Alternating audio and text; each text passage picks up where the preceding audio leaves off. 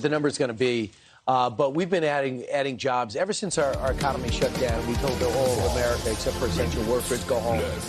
Obviously, the job numbers have been positive because people going back to the jobs they had. It's been skewed. Joe Biden had an interesting approach to this. He took total credit for it.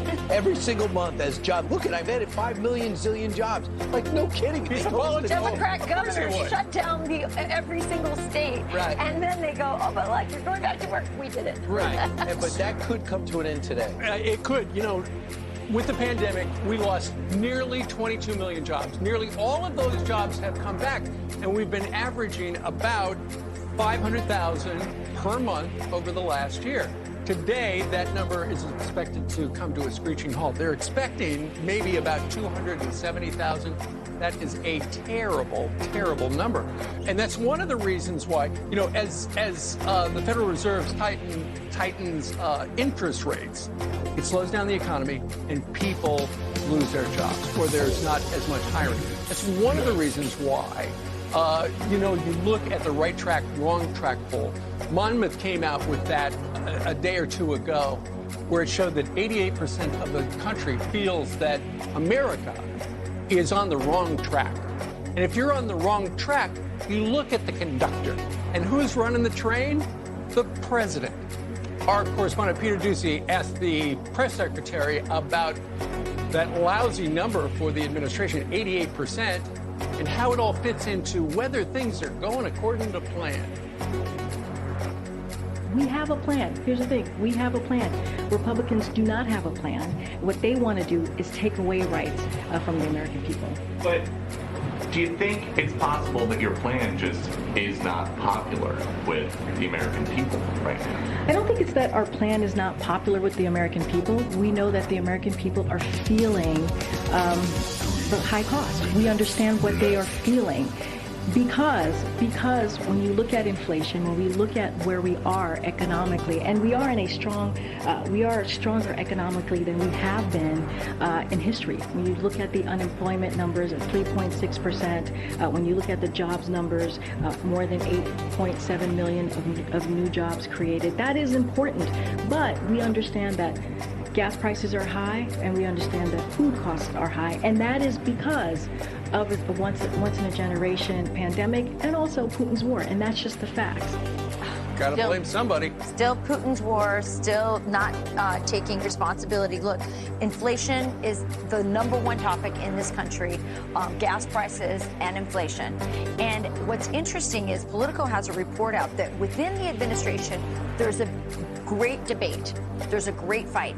And the progressives are saying, well, first of all, Joe Biden is saying, okay, we're going to need to deal with this inflation thing. I mean, you have an 88% number. Right. You got 88% of the American people saying we're on the wrong track. However, the progressives are saying, whoa, whoa, whoa, whoa, whoa on all this inflation stuff. Because if you take down inflation right away, here's what they said.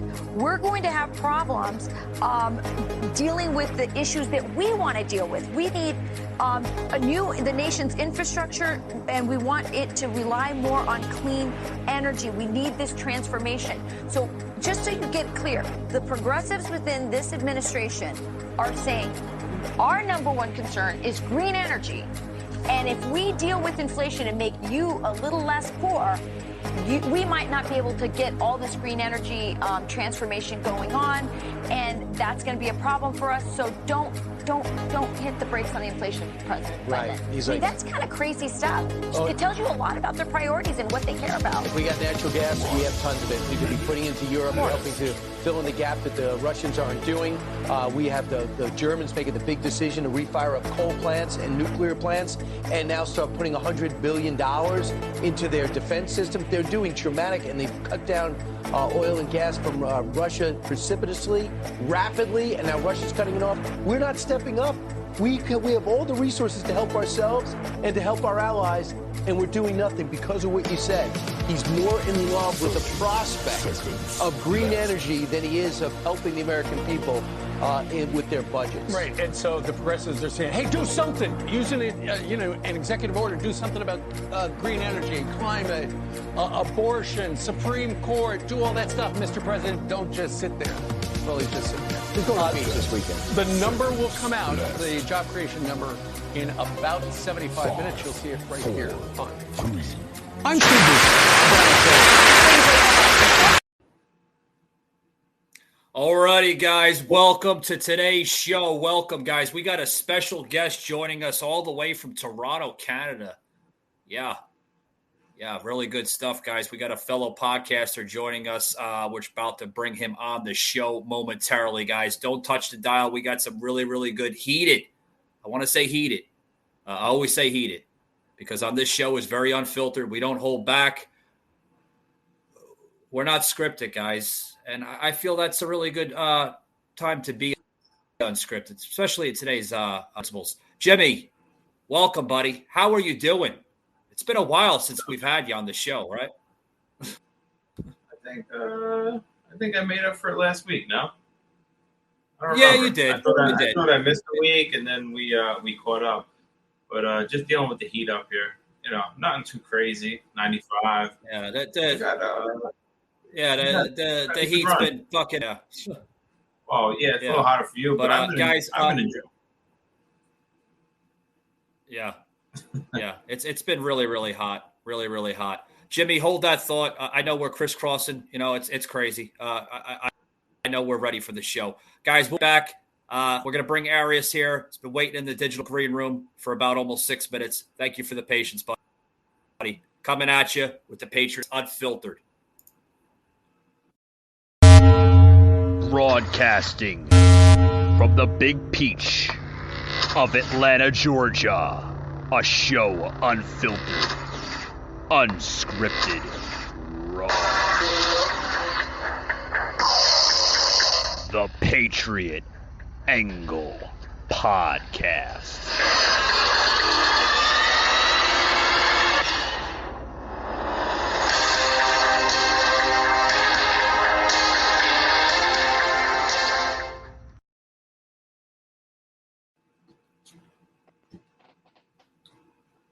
All right, welcome to today's show. Welcome, guys. We got a doozy today. Got a doozer. Joining us here on the show from Toronto, Canada, we have Arius from his show, the Who and What Club podcast.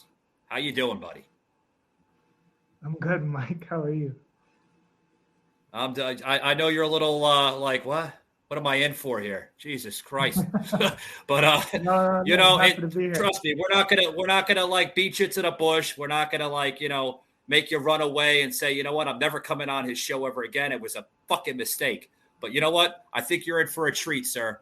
Well, I'm happy to be tell us here a little with bit you. about yourself, Arius. How you doing, bud? I'm doing well. Can't complain. I'm happy to be here on the Patriot Angle podcast and just to meet with you and Jimmy. I'm happy to meet. I think you're the first person I've met who's actually from Atlanta, and a lot of my favorite artists come from Atlanta. So you're my first person that I've ever met in my life that's actually from Atlanta. So I'm happy to be on the platform.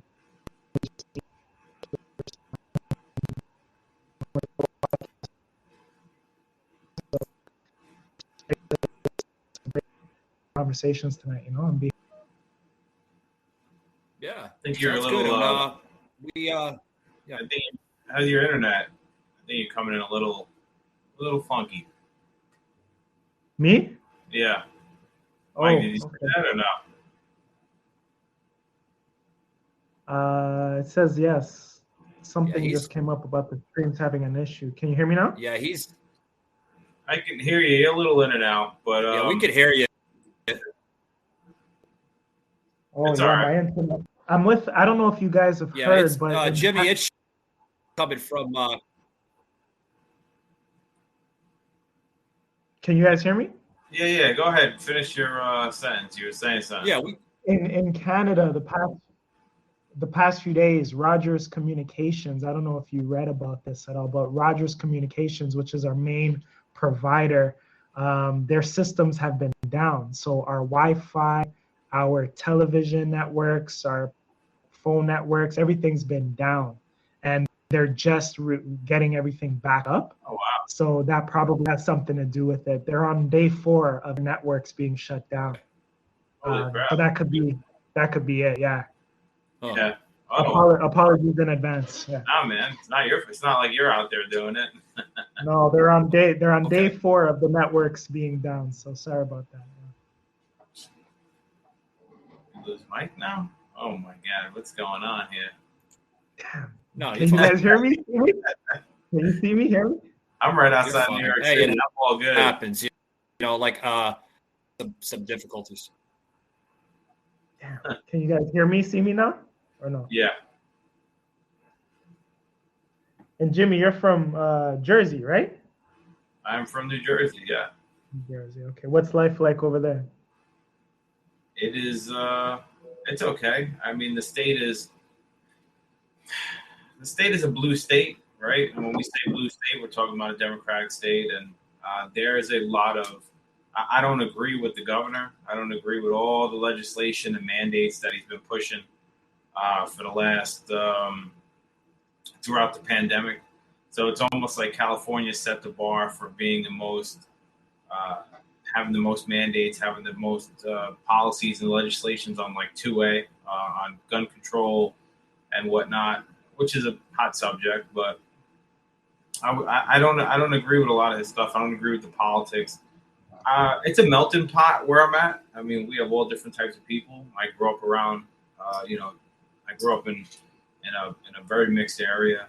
So, but unfortunately, there's when you live in a state like this, when both sides start to get polarized and you're living in a certain area, then it's kind of not my cup of tea at times. So, but New Jersey is a different beast. I would say that we have a firm understanding of each other here.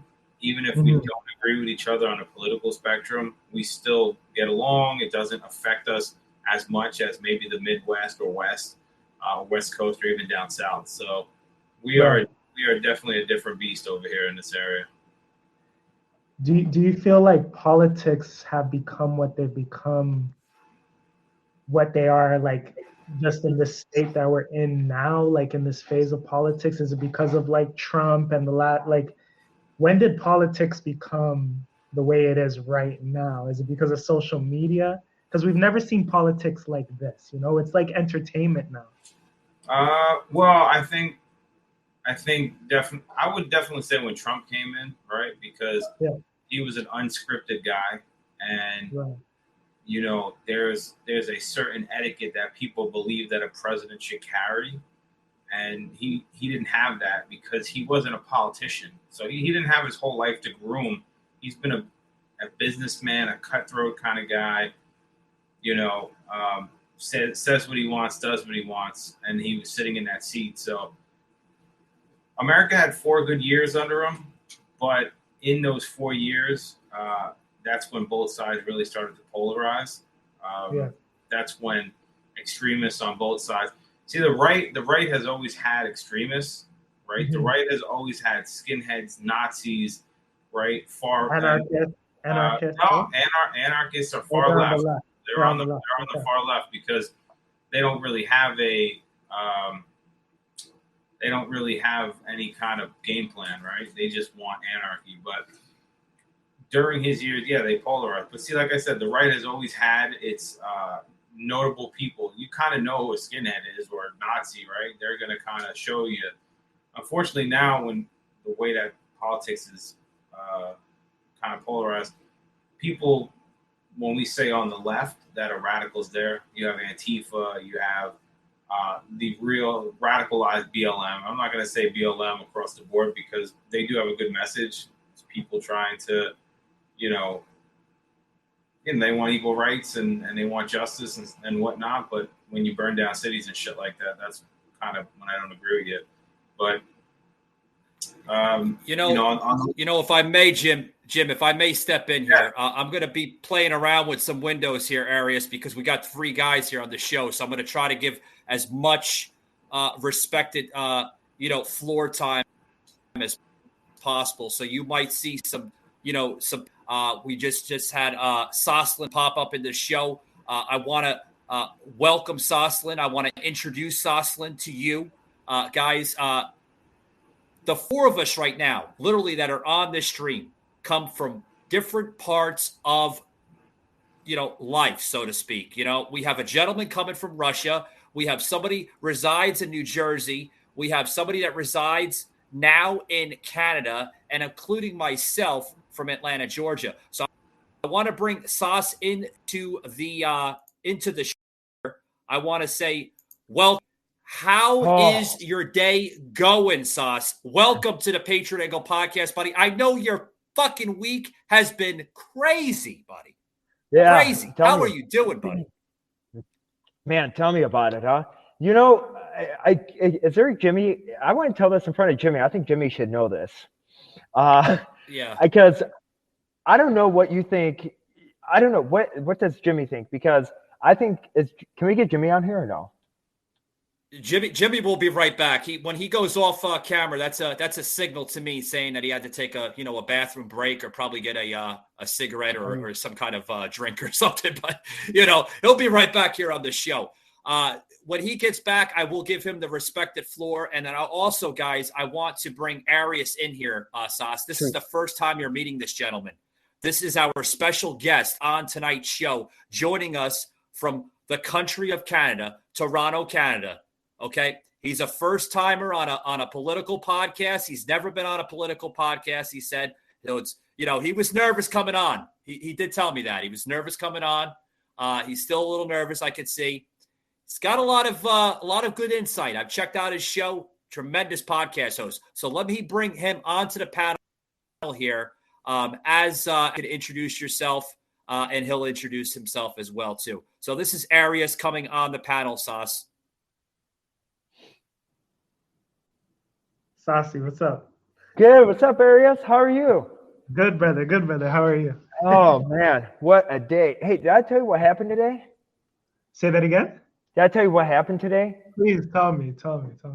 Okay, so you know how we have a certain committee? Right? Okay, so that certain committee reached out to me and asking, I have two options. Either I can get subpoenaed or I have to write a written testimony of what exactly happened. In regards to what? Oh, in regards to the peaceful protest on January 6th. Okay. Yeah. Isn't that sick? So were you a part of the protest? Okay, well,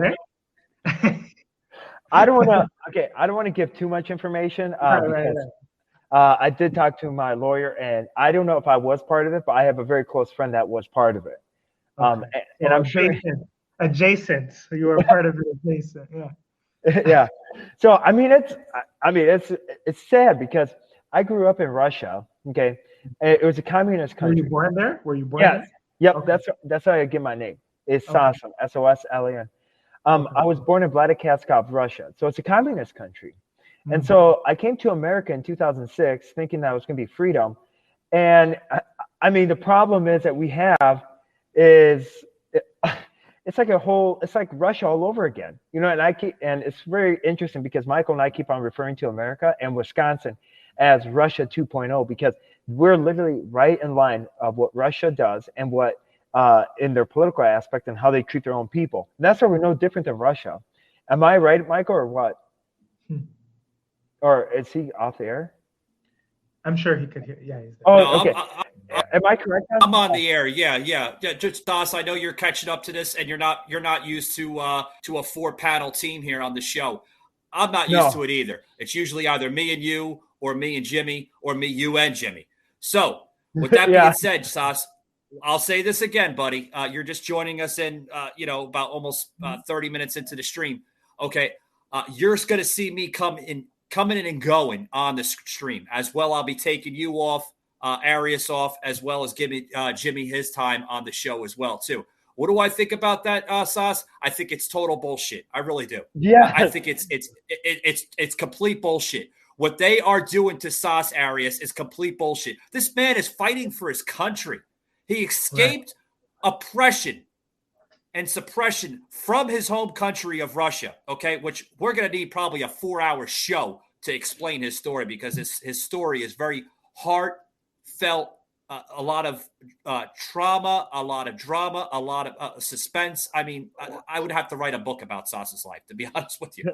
But you know, Sauce can tell you that on another time. But Sauce, what they're doing to you is complete bullshit. Complete bullshit. Okay, I'm going to bring Jimmy into this here. We're going to get into a panel here. Okay, yeah. Jimmy, did you hear this the podcast just the other day with Sauce? Sauce has been openly invited to the Pentagon. Okay, right, Sauce? Did you want to? Yes. Well, okay, so it's September. So it's September 7th. Okay, they're having a Defense Council meeting. It's a roundtable meeting. So they're having a roundtable meeting and talking about the next stages of the military. All right. So because I've been invited for that, but now here's a plot twist. With what happened today, I don't know what's going to happen at this point in regards of me and where I'm going to be at on September 7th, because they're prolonging this. And even actually, it was interesting because the committee stated themselves on the phone, they're going to, if they do subpoena me, it's going to be into October. So I have till August, end of August, to either write a written testimony or slow into in front of Congress. So that should tell you something.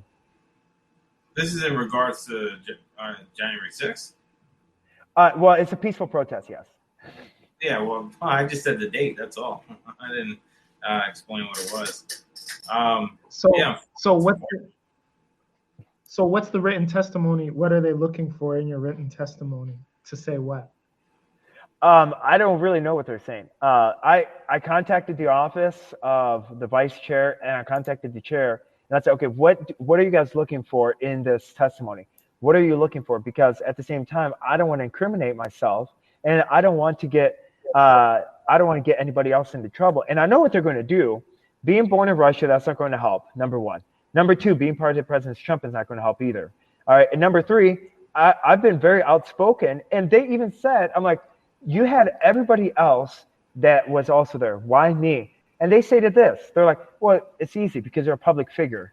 You know, people look up to you. You've been on podcasts. You already have a name to yourself. You already have a reputation. So I'm like, so you're trying to throw me in the mud. I mean, it's just absolutely, I feel like I'm in Russia. I feel like I'm in Russia. And I cried after the phone call. You know, after I went to the bathroom because I almost peed my pants because I was absolutely in shock. And then I just went and cried. I'm like, why is this happening to me? I'm better off living in Russia, no offense. I mean, what do you think, Jimmy? Well, I mean, again, I want to try to explain it as much as I can to our guests here from out of the country. But I mean, he's pretty much our neighbor, so again, they watch and know about it a lot. But unfortunately, again, January 6th was a ruse. You know, it was a setup to a certain degree. Now I know a lot of people might say, "Oh, you know, that's conspiracy," or you have a lot of crazy people going. That was Antifa going into the building. Well, let's look at it from a real practical standpoint. A lot of people, in my opinion, played pretend soldier, pretend patriot. And I'm not saying everyone that was there, so don't get me wrong, guys. I'm just saying there's a lot of people who thought it was very trendy, right? It was like this big protest that built up because it wasn't just January 6th. It was like every weekend up until that point. Because I may allegedly have known some people that have gone the weeks before that, right? So it was building up on both sides. Left and right was there. It was a battleground. And unfortunately, what happened was, you know, you were not allowed to go into that building. It was a federal building. It was off limits. But the cops opened the barriers. They were waving people in. So it was a setup. I mean, it was a setup. And unfortunately, if you got caught in a setup, you're an idiot. And on top of that, if you thought that, if you're a conspiracy guy and you think that the government is against you, why the fuck would you go into their house with camcorders and live streams and take photos and sit at desks and, you know, intimidate people without thinking there was going to be any repercussions? So unfortunately, it was a peaceful protest until that point where people started going in, and it was still peaceful because they don't show you the videos of when people were cleaning up the big lobby area, I guess you would say, of the Capitol, when people knocked trash cans over there. There's tons of people cleaning up. You know, somebody died that day, which was very unfortunate. They got shot by Secret Service. And that Secret Service guy is not held accountable. Well, unfortunately, that's the sad part. And then after that, the patriot movement in America kind of split up a lot more, and people who thought that they were, these divine patriots, they tucked their tail between their legs and ran away. And then you have people like us that are still left kind of preaching the good word, and we don't hate our counterparts at all. I don't hate anyone I don't hate people because of politics, but if your ideology is imposing on mine, or it's outlandish, something that I believe is just not right, then I will speak on it. So I'm sure everybody here feels the same way, especially Mike. Yeah, I agree. So, a guy from Canada, I can't. Yeah, I agree. I agree. A guy from Canada. I want to basically get our guesses here, Arias, his opinion.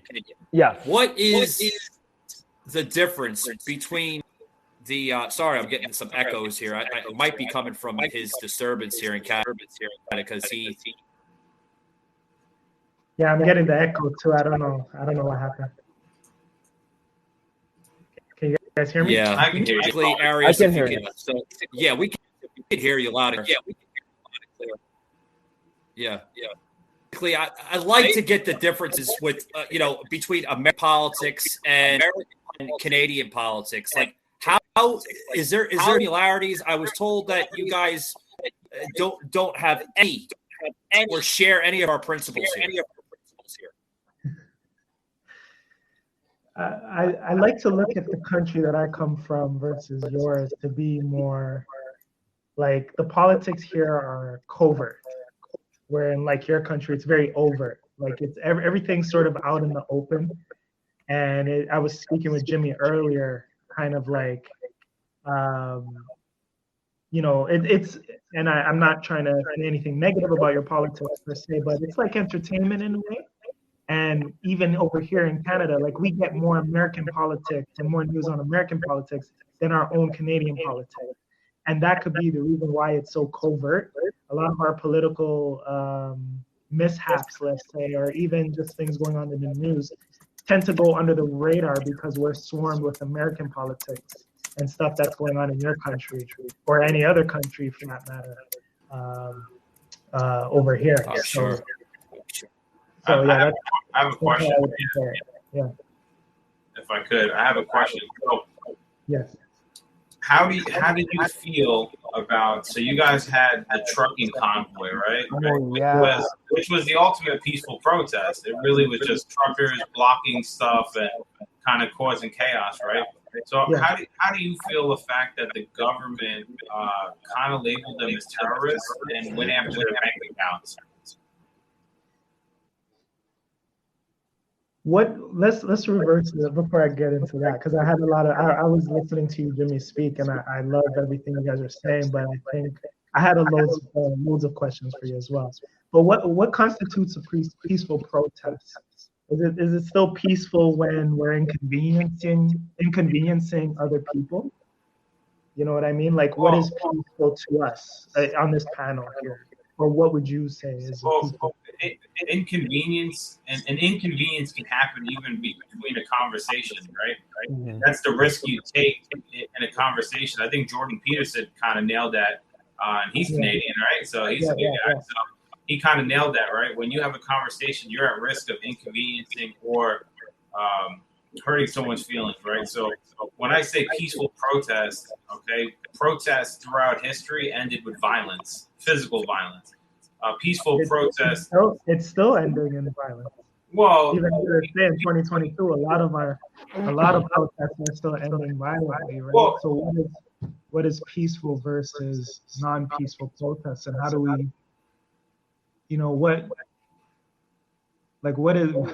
I don't know. I don't know if there is such thing as peaceful protests, and I feel like it's synonymous with like protesting is synonymous with violence nowadays.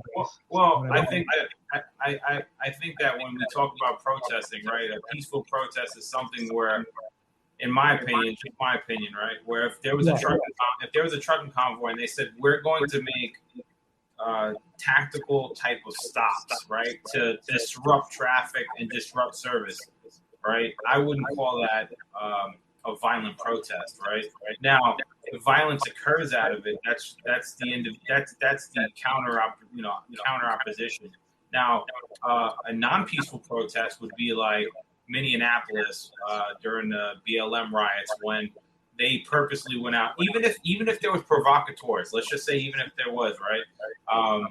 When you have groups of individuals burning buildings down, beating people up, and stuff like that. And don't get me wrong, and we could say that there was some violence on January 6th too. But if you compare both of those protests, okay, there was less violence at one, a little bit more, or a lot at more. And the way that it gets reported on by our media is kind of our biggest thing. So when we say overt and covert, the reason why we want to keep it overt here is because if we keep everything out in the open, then it makes it harder for them to try to conceal things. We don't want politics to be behind closed doors. When we vote representatives in, they should not be making decisions behind closed doors unless it's.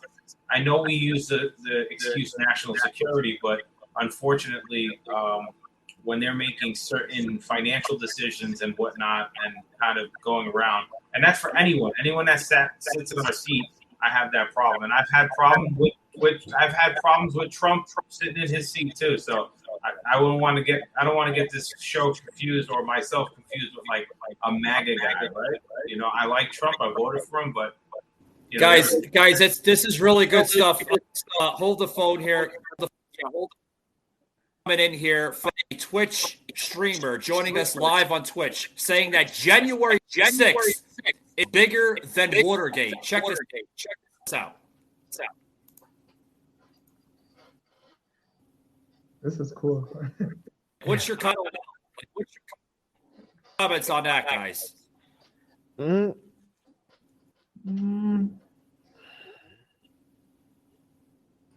it's bigger than Watergate, I mean, I would say it's bigger than Watergate to a degree.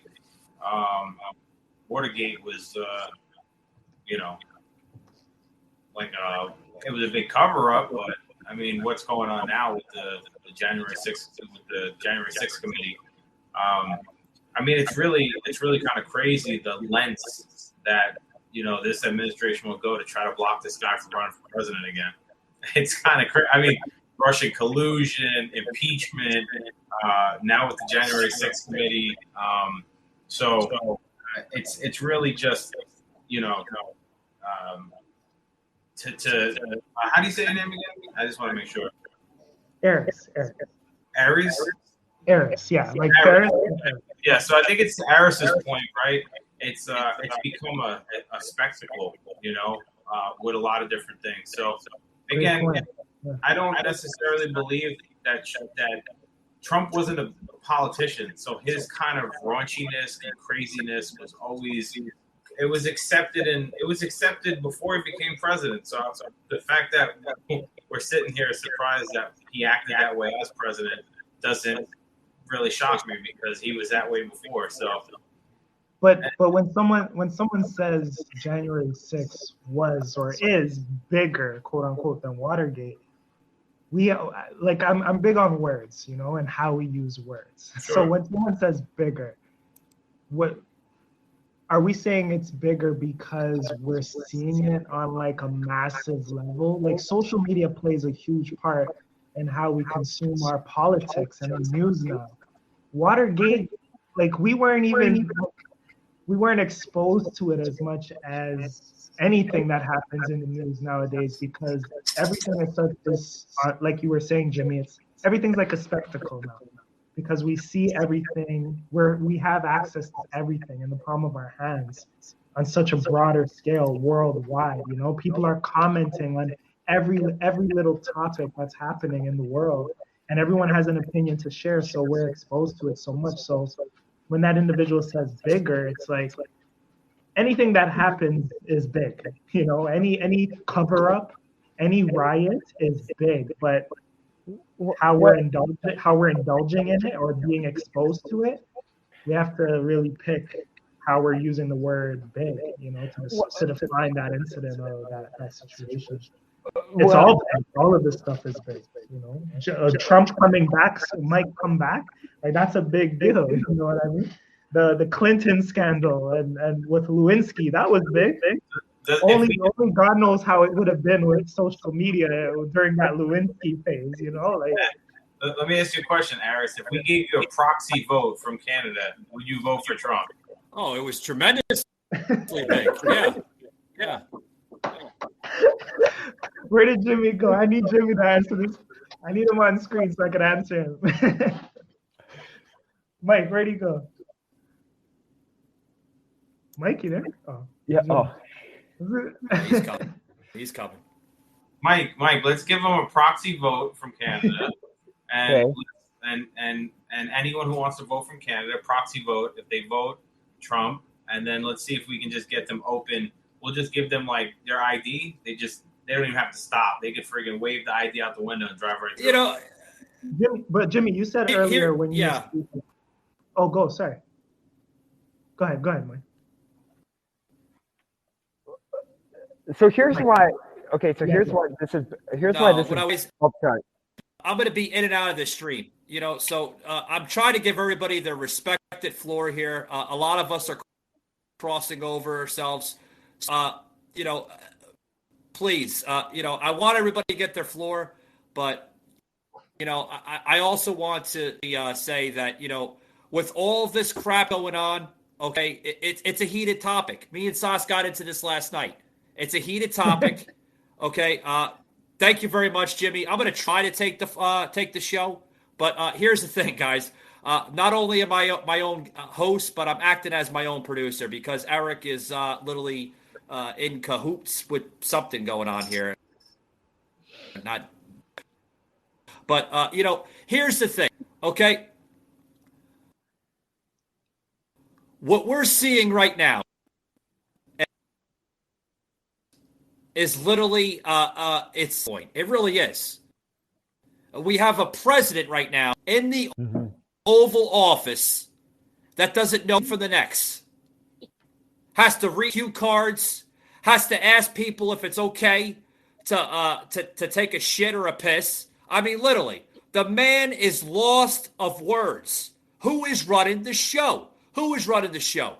Literally, you have every president, prime minister, king, and queen of this world literally laughing at the United States of America. It's a joke. The prime minister, what was it, just last week, 2 weeks ago, okay, was laughing.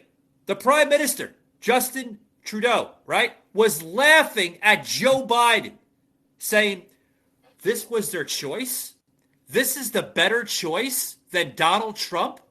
Are you kidding me? What's your thoughts on that, brother?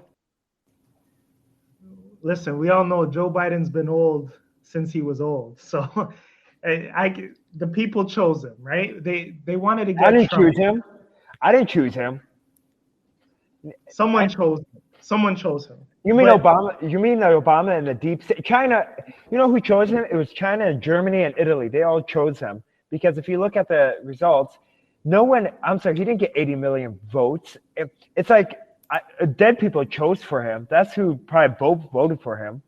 I mean, what incompetent buffoon would vote for that idiot and moron? I'm sorry, I'm getting fired up. No, this is great. Jimmy said earlier that, like, and teach me, right? Because you guys know better than I do, because you're over there. Jimmy was saying that under the past 4 years with Trump, politics in America was really great. So I didn't get a chance to ask him, but I wanted to ask if he meant economically or did he mean just overall? Like, what was the 4 years were great under Trump's administration because why? Well, I think under his 4 years there was a show of force and people didn't really know how to read the guy. So most nations around the world were playing good with each other. Economically, we were doing fine. I mean, obviously, towards the end of his term with COVID, and then Biden coming in, that really kind of fucked us up. but I mean, as far as like politics for the people, that's when the sand and the line in the sand was drawn, and people really started. So it's not just Trump, though. I think a lot of people think that, who are just kind of coming into the scene, watching American politics, that and the news always shows the worst of everybody, right? If they show the left, they show some fucking, no offense to them, they'll show like a green-haired, like maybe trans man or whatever it is, and he's just like foaming out of the mouth. And then they show some redneck guy with his shirt cut off, like mega country, going insane. So they kind of portray both sides as just fucking being absolutely insane. But a lot of it started, right? The Patriot movement started towards the end of the Obama administration. Well, no, towards the second term of the Obama administration. A lot of people started seeing just some kind of a weird, like, paradigm, like a weird shift, right? That there was a lot of things not sitting well. You had like Benghazi and a lot of other different things like that. But again, when we talk about Obama, I think he was a very articulate man, and it was easy for you to kind of like him. And I know a lot of guys right now in the Patriot movement that were like, I voted for him the first time around because I believed in hope. We went through a recession with him, and we also actually even went through a pandemic, H1N1, swine flu. So the problem. But here's my question, Jimmy. Here's my question, all right? Sure. Yeah, here's my question, if I may, okay? If I may cut into my own show here, okay, guys? If I may, okay? Here's my question. We're all talking about, like, literally, like, what is wrong with our policy, our principles today. This gentleman just on Twitch said that January 6th is possibly bigger than Watergate. Okay, bigger than Watergate. Let me say one thing. You want to know my response? Are you fucking kidding me? Seriously, kidding me? These are a bunch of idiots that went up to Washington. Okay, they're idiots. Don't get me wrong. Sas, if you could agree, they're idiots. Okay, they're a bunch of idiots that, that wanted to voice out their opinions, their thoughts, their feelings were hurt, their voice probably wasn't heard. They were idiots for going into a federal building. That I agree with. Come on, guys. You want to protest? Go out in front of Pennsylvania Avenue, in front of the White House. Protest. Get your voice out. Get your message out. Do it that way. Don't break into a federal building. Are you a simple-minded moron? I mean, come on. Well, the bigger question is that people were invited in, though. That's a bigger question. It was an inside job. People were let in. There were FBI operatives that were let in. And now you're having a whole bunch of circus people showing up and just making a rear end of themselves. But one thing that a lot of people are not understanding and not really knowing is, like we talked about last night, where the Republican Party is really getting deteriorated. And this is one way of attacking one political party to non-extinction, to attack them. And that's why they're getting enough people and they're slinging them through the mud. So they have enough evidence to put President Trump on trial so they can invoke the martial law if they do come and support a President Trump. This is not just going after one party. This is not going after President Trump. This is going after the Republican Party and after the new movement, the populist Republican Party. That's what's going after. That's why you have the establishment protecting themselves and protecting everybody else. That's what the big thing is, and that's why it's bigger than Watergate. Am I right, Michael, or what? We talked about this last night.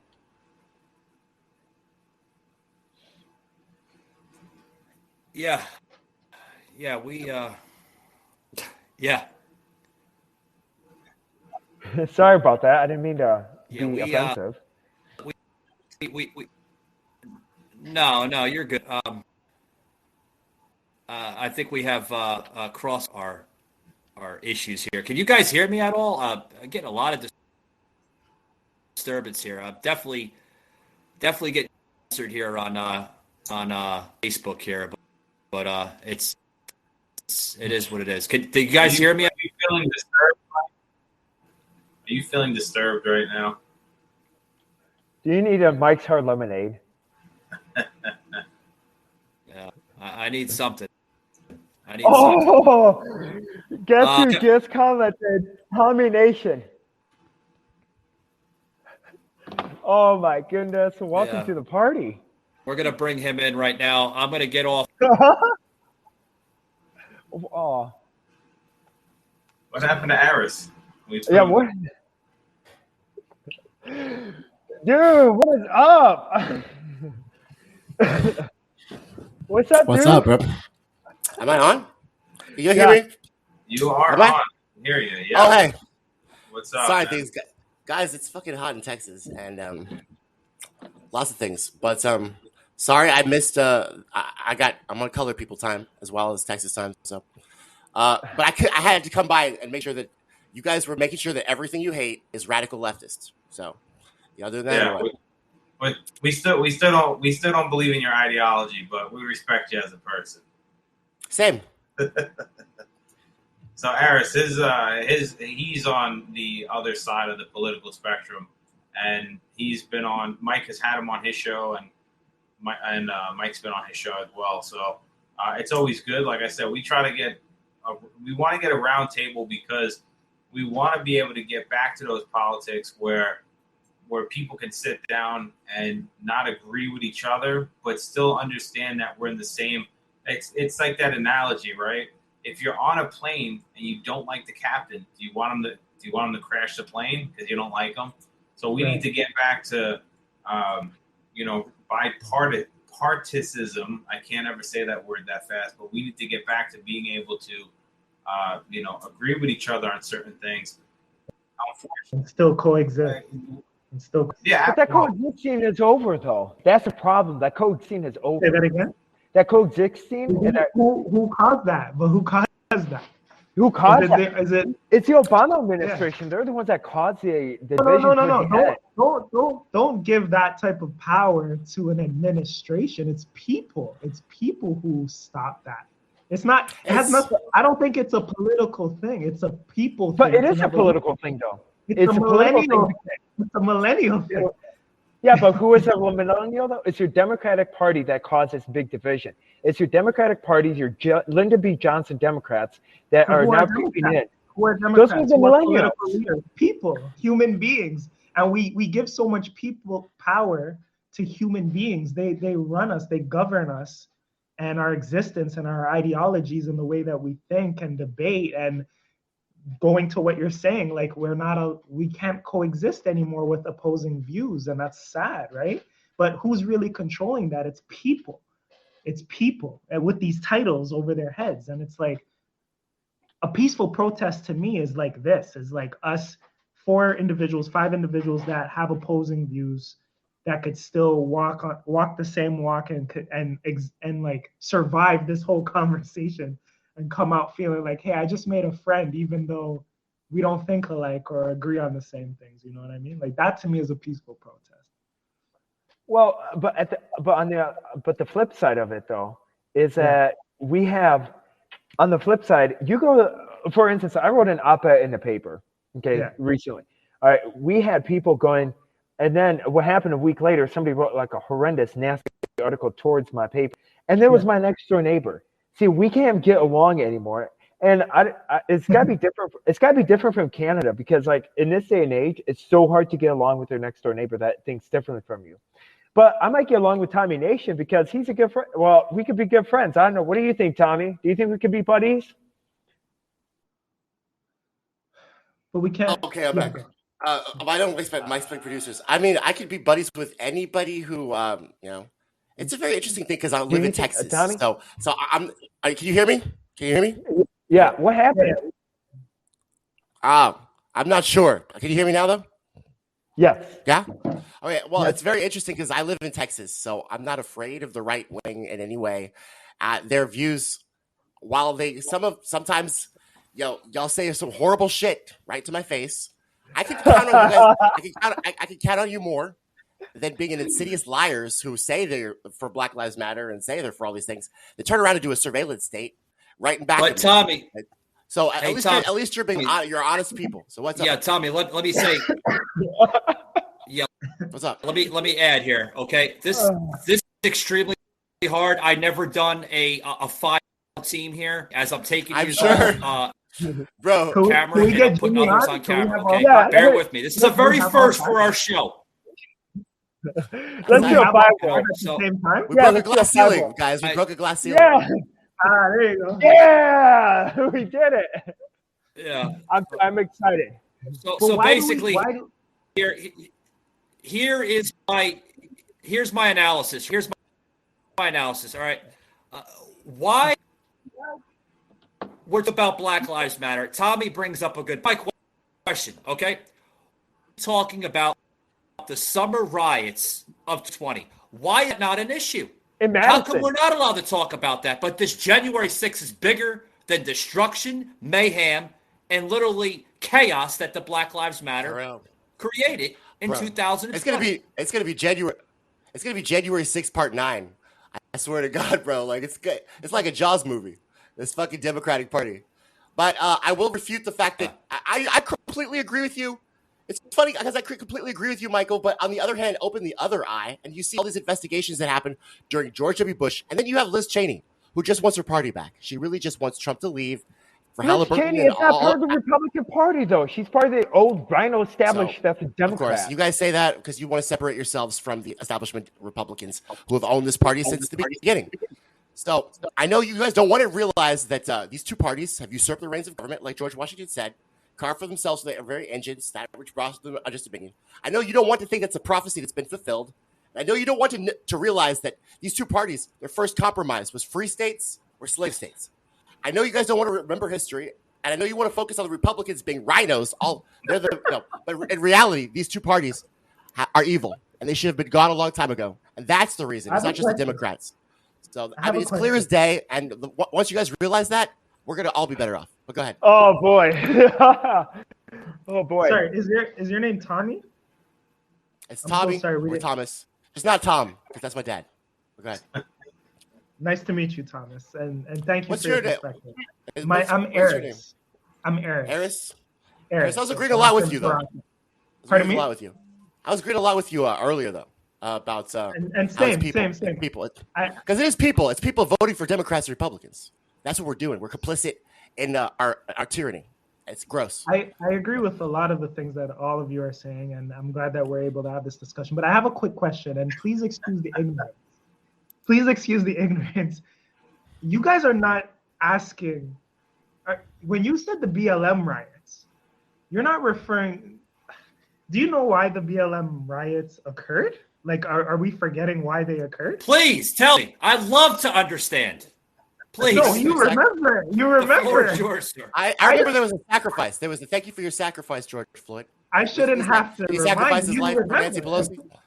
He sacrificed his life for Nancy Pelosi. It was beautiful. So how can we even compare the two? Mind you, January 6th, didn't a few people pass? Didn't a few people die because of those riots? Ashley Babbitt. In January 6th? Right? Correct. Babbitt? Yes. People died on January 6th. Listen, my viewpoint on that is there has to be. My thing is, if you're gonna, and it's only my thing, but again, I'm not a person of color, so my opinion will be biased to a degree, right? So, graphics, Michael. Sorry, so I give that disclaimer because of certain things, but unfortunately, do I think that the cop should have kneeled on his neck that long? Absolutely not. Do I think that was a perfect person to be a martyr? Hell no. He was a fucking career criminal. And I know what we're going to say is going to say, well, all right, well, his past doesn't validate his murder, which I agree with. My thing is, if we were going to pick anybody, shit, you could have picked the guy in Staten Island that got fucking choked out by the cops and killed for selling cigarettes. And I'm not just saying that because I'm from the New York area, but if people were going to do hit their boiling point, you should have hit it there. That guy was a grandfather. That's a good point. He was selling cigarettes, but no, we picked the guy who was fucking high out of his mind. The Democrats picked him. Just like they picked Joe Biden. No, yeah, of course. He was fighting with the cops. I'm saying there was other people that I would have rather, I've seen to rally behind. Okay, let's just say we have a riot from this, right? And we have it. I don't think that I'm not saying I don't understand the frustration of the people that were there that day. I'm not. It's been proven throughout American history that most big riots were started after a racial tension or a racial type of discrimination. The Newark riots. No. The loss of a life, a murder. Let's just say a murder. Yeah, but hold on. People are discriminated today. Okay, let me say one thing. Okay, let's hold the phone. Let's go out for coffee and cupcakes. Listen, here's the thing.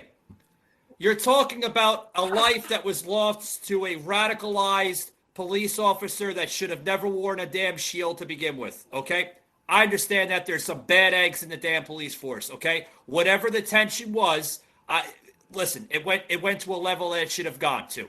But listen, are we going to make a political label out of what happened with George Floyd? Floyd wasn't a Prince Charming, folks. George Floyd had a lot of criminal activity. Let's set the stage. Remove who he was. Remove the political Floyd aspect of it. Was a criminal. Well, Mike, but that's irrelevant to the life that was taken away from this planet. Remove a person's past or who they are as a person. Remove their any political aspects to the situation. At the end of the day, the whole world witnessed a murder. In a place, North America, like America, we don't see things like that. There are murders happening just like that overseas in places that aren't shown to us ever. But we got exposed to something so blatant in a place where we're supposed to feel safe, right? We're in America. We're in North America. Things like that are not supposed to happen, but the whole world got exposed to it. So of course, the whole world is going to be enraged. I don't think it's listen, like I said, I don't want to debate the fact that the guy was killed or not killed. He was killed. And I'm not saying that his but death. That should be it. That should be it. Well, no, I'm not saying it. Well, no, because there's a bigger picture with it, right? I'm not even going to say, what I'm saying is, it's the repercussions of those two events. So we're comparing them because unfortunately the group of people being discriminated are the people that were in Washington, D.C., opposed to groups that were in Minneapolis. I'm talking about the way it was reported on. George Floyd was killed. We know it. The police, they're in jail, right? They were tried, arrested, they're in jail. Okay. Perfect. Should they have gotten more time, less time?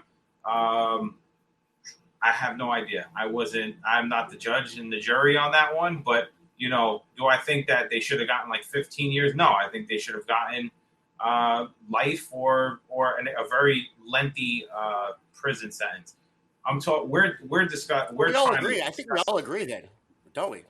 Well, listen. You just said exactly what I thought. Yeah, so we all agree. We all agree, guys. Details are different. Guys, hold the thought. We're going on an hour here. Yeah, 1 second. We're going on an hour here, guys. I got to get a break in here. I need a right back after these words, guys. Don't go in.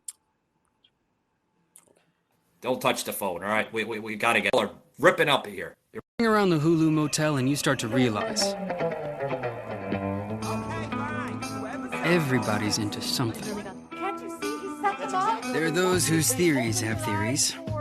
It's obviously the cat guy. It's always the cat guy. Others live to chase the thrill. But no matter what you're into, Hulu has it all. No questions asked. 'Cause hey, who am I to judge? Huzzah.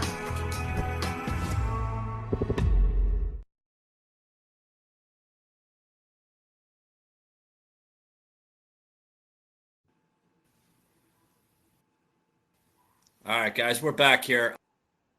I'm not sure what happened with Sauce. I think Sauce here. We're trying to see what happened with Sauce. Sauce in a very country area.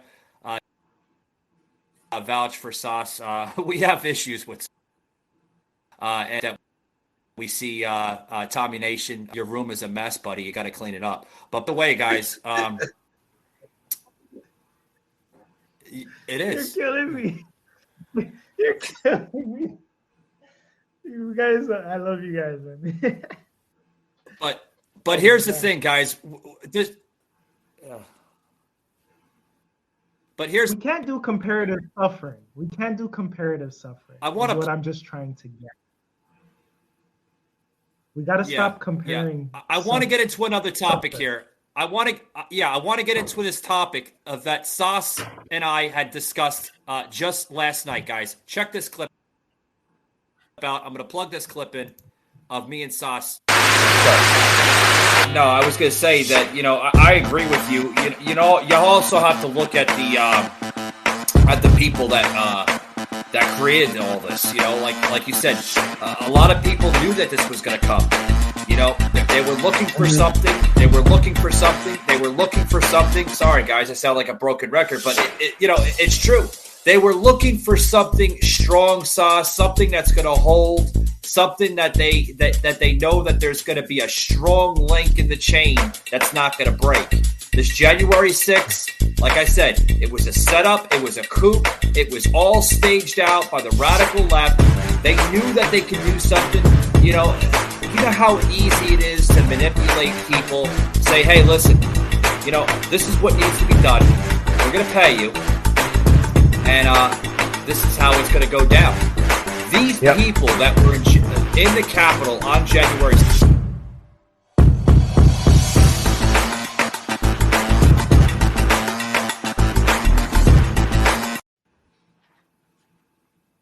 What's your thoughts on that, Tommy?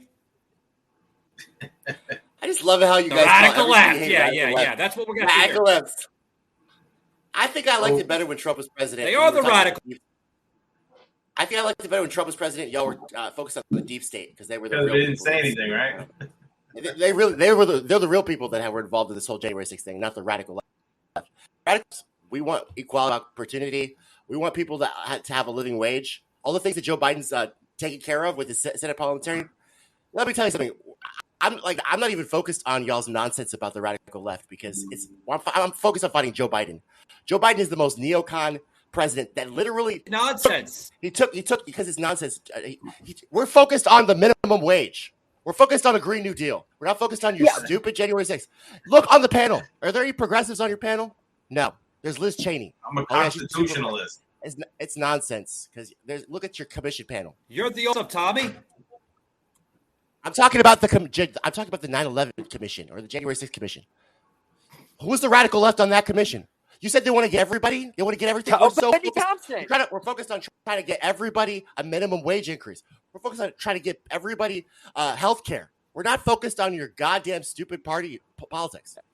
So I think that's Benny ridiculous. Thompson, But Trump knew that. But Trump knew it. But Trump knew that. Committee. So I need him to tell you. But go ahead. Trump knows it too. He talks about the deep state all the time. Peter Strzok, Lisa Page. We're not going to let this happen, right? Caught on the phone. Evidence, guys. Remember evidence? Remember Peter Strzok and Lisa Page? Remember Brennan giving you a Steele dossier? So you want to talk about the radical leftists doing this? When in your face, the CIA and the FBI said to your face, we're going to lie on you. But you're going to blame the radical left. Okay, whatever. But here's a big picture that you're not getting. It's the radical left that is over the squad. It's like AOC. It's like Nancy Pelosi. They have the bigger voice. They're right. Oh, yeah, still radical left. Radical leftists, we love the stock market. We love doing insider trading. Yeah, because that gives people minimum wage. Clearly, you can thank AOC, but you have.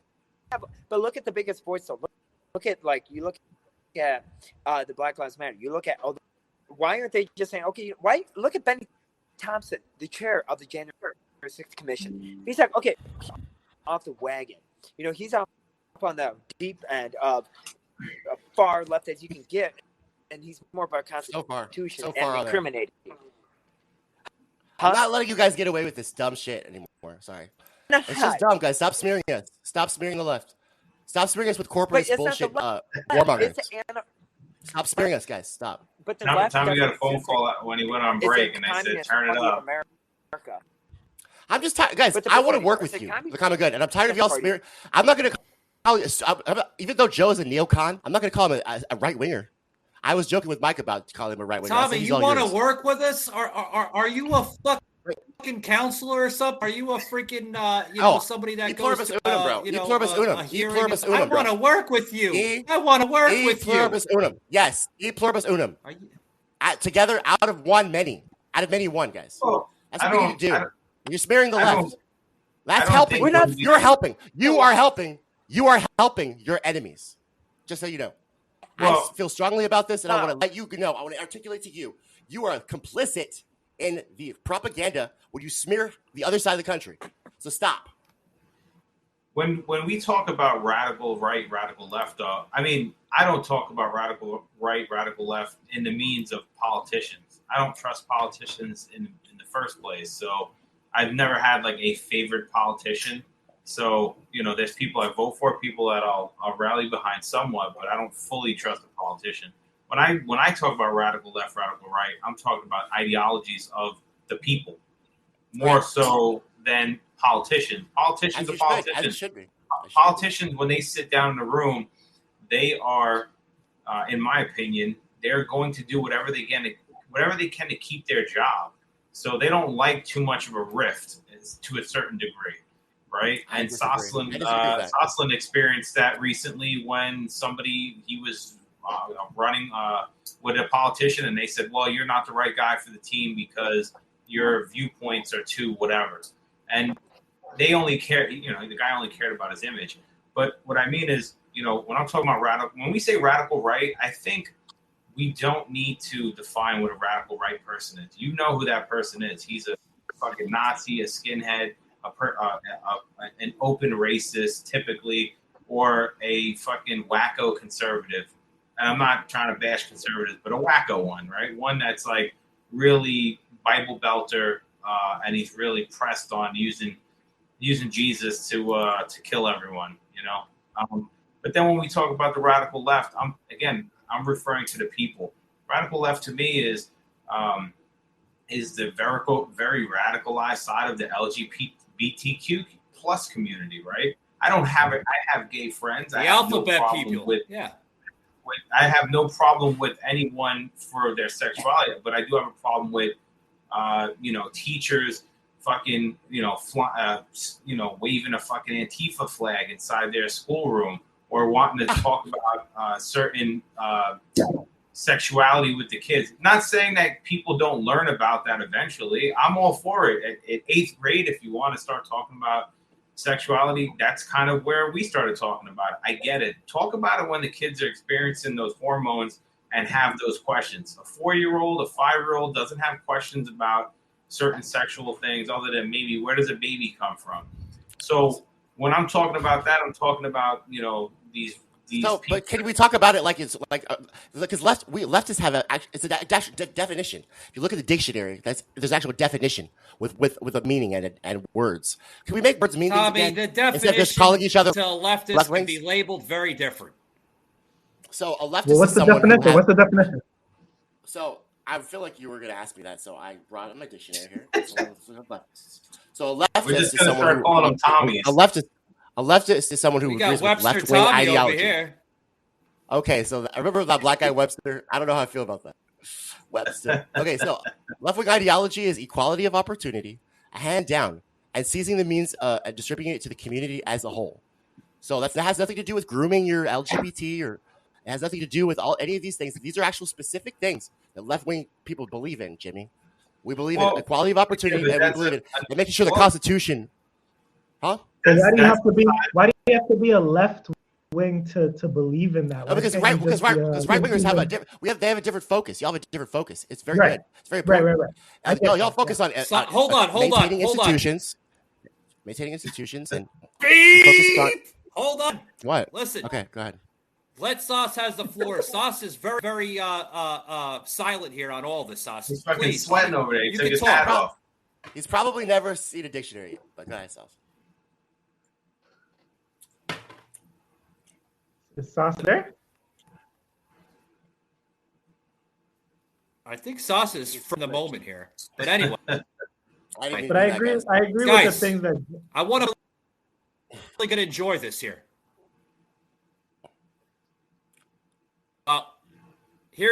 Let's plug this in. Yeah, Sauce went away. He's trapped in a fucking alien spaceship. Superman too. I want to plug this in. I think Tommy get a kick out of this, guys. Check this out. I really enjoyed this. The parody of the week. Lucky Biden.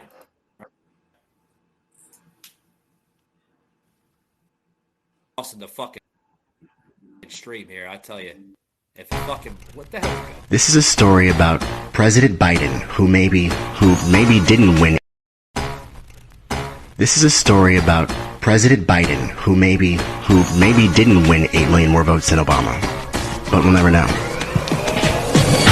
In the basement, he wakes up. Hunter Biden's at the door. Time for press conference.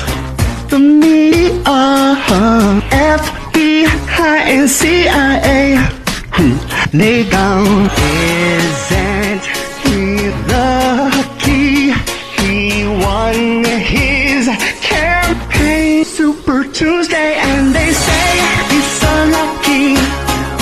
The old man, he's a washed up Dixiecrat from Delaware, and he promised nothing would fundamentally change. And he is so fucking insane. Lost in dementia, in a dream, and Jill Biden tries to read his lines, but he keeps on mumbling, saying racist statements, hiding laptops from the New York Times. They go, isn't he lucky? They go. Hey, Tommy, I think you need a fucking Oscar for that there, buddy. Thanks, man. I love Britney Spears, and that's true. It's all true. Well, I think back. I think can't back deny to what you were saying. I think back to what you were saying, though. Man, I'm just tired of everybody. Just like I said, yesterday with this guy, he is yours from now on. I'm tired of Joe Biden. Get him out of here. You can have him from now on. I wanted Bernie Sanders. He cheated Bernie Sanders, and that's what really makes me mad about y'all calling it the radical leftists out. But did you vote for him? No, I would never. Then you're not black. Like you I said, know. Look fat. You're in Iowa. Do some push-ups. I hate this guy so much, bro. I hate him so much. But anyway, like everything he is a douche. He's just a giant douchebag who just he's a selfish, greedy corporatist. And to be like penned in with him as a leftist is just like ugh, gross. So that's why I kind of take it more personal, guys. When you talk about the left and Joe Biden, it's like me. No, I am not I'm not a pasty ass douche who's fucking giving money to the military-industrial complex and then leaving our equipment in Afghanistan. I'm not that guy. I'm not me, fat. It's Hunter. Well, let's also talk about the fact that he's giving away, our oil reserves to China. What was up with that? Yeah. Yes, bro. Oh wow. I showed Michael that the Reuters. I mean, this is the final slap. This is the insult. This is the straw that broke the camel's back, bro. This guy is what else is it but treason? When your entire constituency is literally paying more for gas, 3 times more for gas, and you're giving money to China, and China's literally taxing us for car parts. You know that, Jimmy? Those chips they make for cars, they rose the prices on those. Of course, but I do see a good thing, right? So I do see that obviously radicalization happened a lot more in the Trump's era, right? But I also see the fact that now with the Biden administration, that there's a lot of people, a lot of Democrats are starting to be like, whoa, this fucking guy's a fucking moron. It's getting even worse. So I think that hopefully when we get closer to 2024, it's going to bring us back to the table where more people are more, willing to have these discussions where they're like, hey, listen, all right, you didn't like the orange man, right? But you didn't like the old incoherent man either. So where do we draw the line now? Where do we make those agreements? Because listen, like I said, Next up is a woman. That's next. Well, a woman's coming in. As long as it's not Hillary, bro. As long as it's not the Clinton crime family, we'll be all right. Yeah, but he's right. He's right. Well, we'll be at war once a month, though. Why is that? Think about it. Oh, okay. That was a woman joke. Got it. You're Tulsa Gabbard, hilarious. guys. Tulsa That was Gabbard. good. Spot on. Spot on. Spot on. Let me just put that name out. I know y'all kind of like her. Okay, consider her. Okay, But you know what?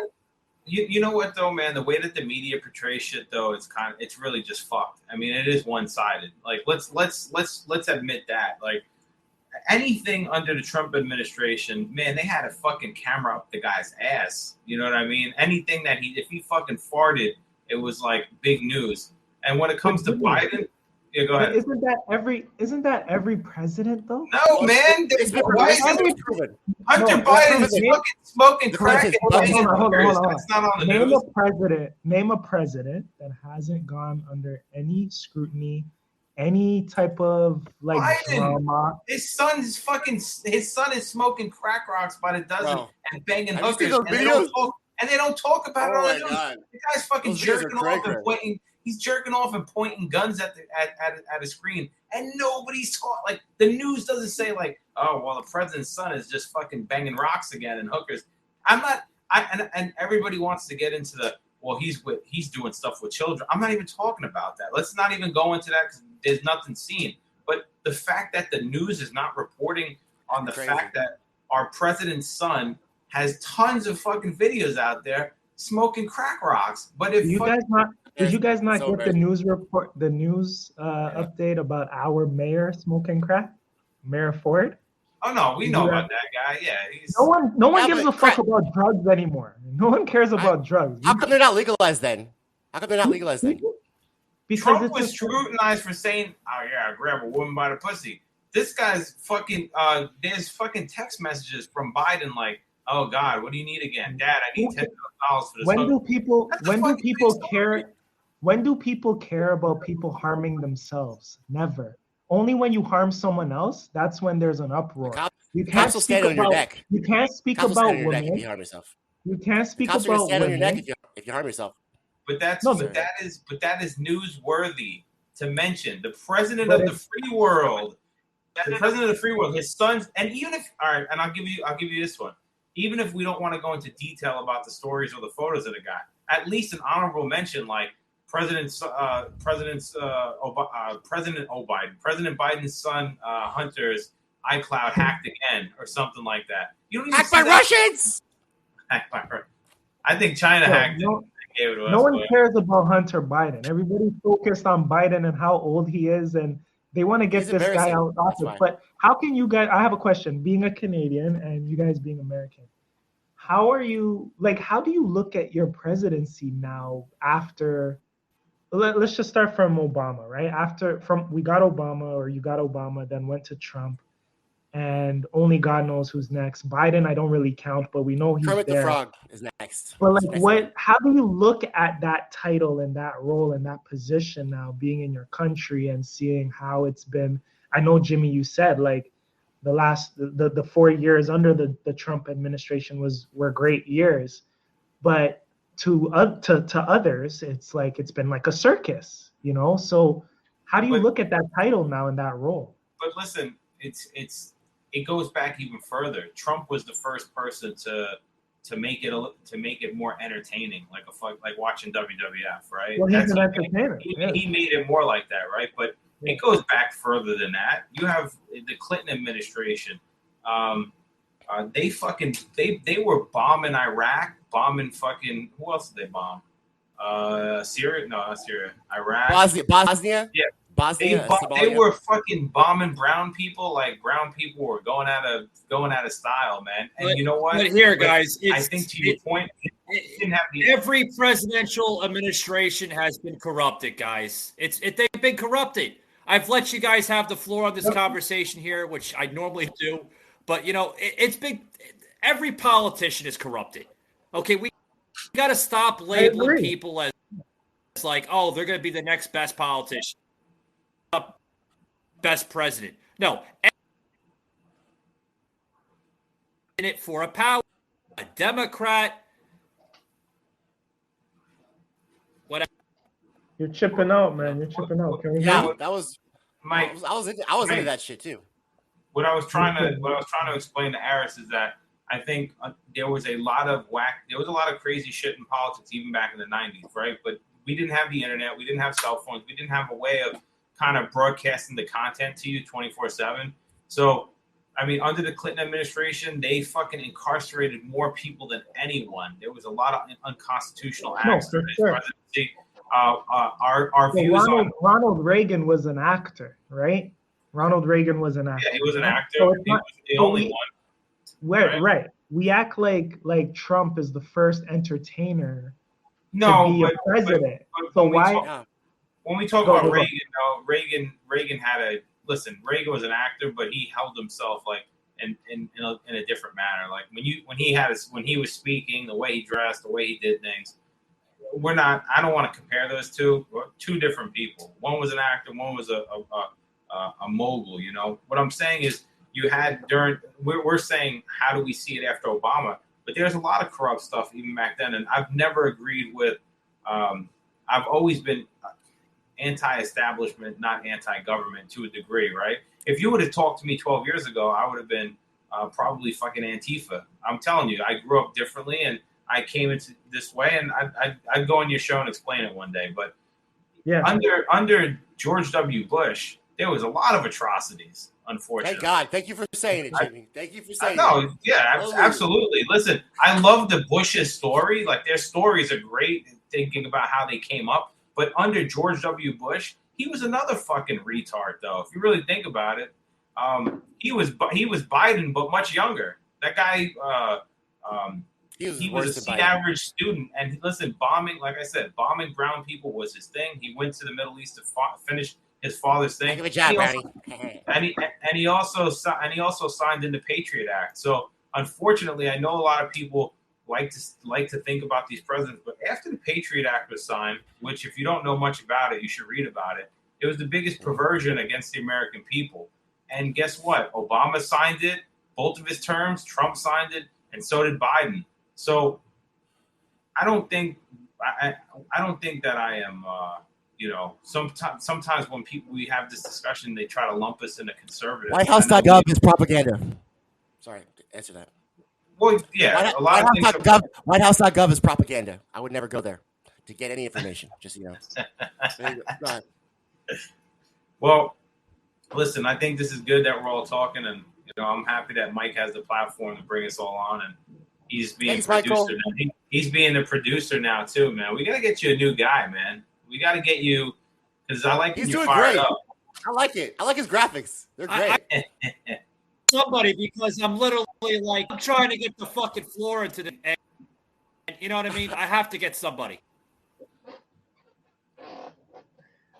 So I mean, well, again, where guys, we go with politics. I want to thank Arius. Yeah, I want to thank Arius here for chucking us from Toronto, Canada. I also want to thank Tommy Nation Politics for coming on. Thank you very much. We know he's coming up. We didn't go over his time. And always, I want to thank my co-host here, Jimmy, the motherfucking Rant. Thank you very much for coming on, Jimmy. It's an honor. Oh, man, thanks for letting us go wild tonight, Mike. Yeah, man. Both of you, Eris and Jimmy, hit me up. Oh, later. Absolutely. Yeah, 100%. You guys on my show. So. And you, Michael. You're awesome. Thank you for having me. This was amazing. This was I wish we could go for long. Tommy. Yes, thank you much. Thank you very much. Tommy, if there's time, buddy, count me on your show in a couple. Okay. Let's make it 30, bro, because I'm going to take a little break myself. Awesome. That sounds great. Awesome. Thanks. So much, guys. Take it easy.